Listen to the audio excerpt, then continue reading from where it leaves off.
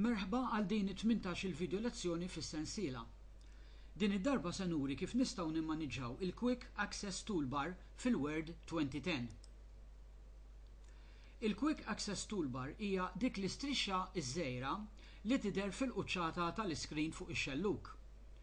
Il-buttuni li jidhru fuqha bħalissa huma il-buttuna biex taħżen id-dokument li għandha xbija ta' disketta żgħira u l-undo u r-redo. Dawn huma l-buttuni li jidhru awtomatikament malli tinstalla l-Word. Jekk nikklikjaw fuq il-vleġġa iż-żgħira f'tarf l-istrixxa, naraw li nistgħu inżidu buttuni mill-lista li għandna. Pereżempju, nagħżel il-buttuna New biex inkun nista' niftaħ dokument ġdid. Bl-istess mod nista' anki nerġa' inneħħiha.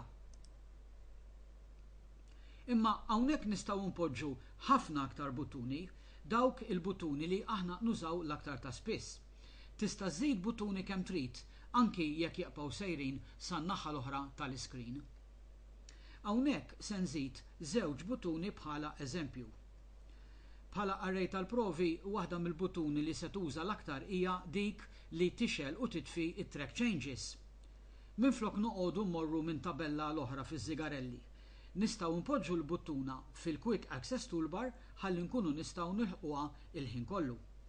Mela, nikklikjaw fuq il-vleġġa fit-tarf u nagħżlu More Commands.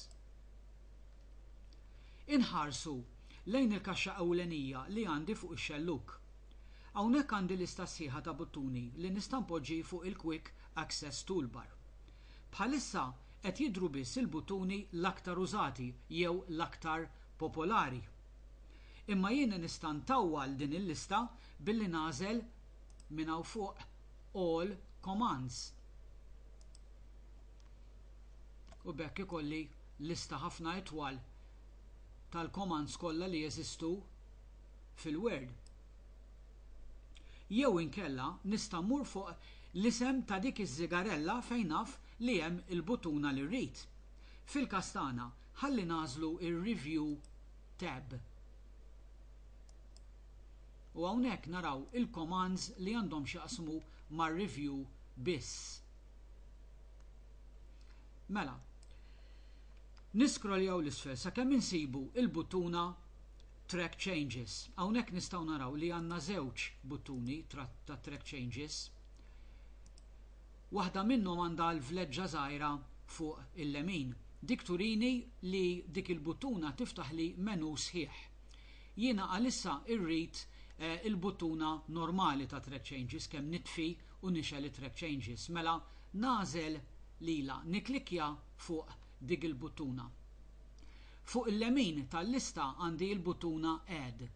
Nikklikja fuq Add u issa nista' nara li l-buttuna li għażilt jien ta' Track Changes issa tinsab fil-lista tal-buttuni li hemm bħalissa fil-Quick Access Toolbar.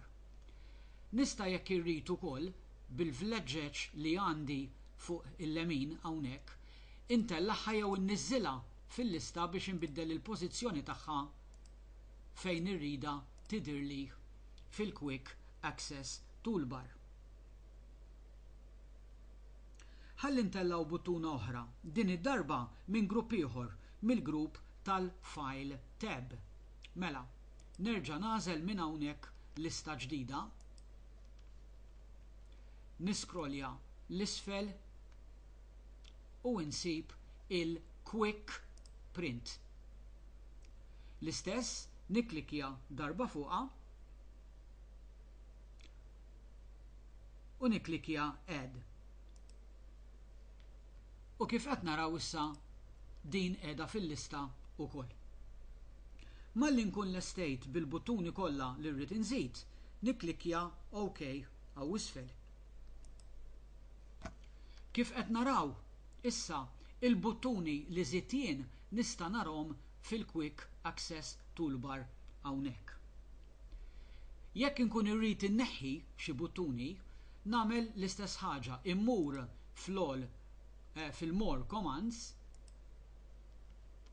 niklikja fuq il-buttuna li jrid inneħħi mill-Quick Access Toolbar u din id-darba minn nofs nażel il-buttuna Remove u dik il-buttuna titlaq mill-Quick Access Toolbar. Nista' jekk irrid ukoll inbiddel il-pożizzjoni tal-Quick Access Toolbar. L-istess jekk nerġa' niżel il-menu tal-vleġġa żgħira li għandi fit-tarf, isfel net insib l-option Show Below the Ribbon. Jekk niklikja dik, naraw issa li il-Quick Access Toolbar qiegħda taħt iż-żigarella minflok fuqha. Dawn is-settings kollha li tagħmel fuq il-Quick Access Toolbar se jaqgħu hemm anki wara li toħroġ mill-Word u terġa' tidħol.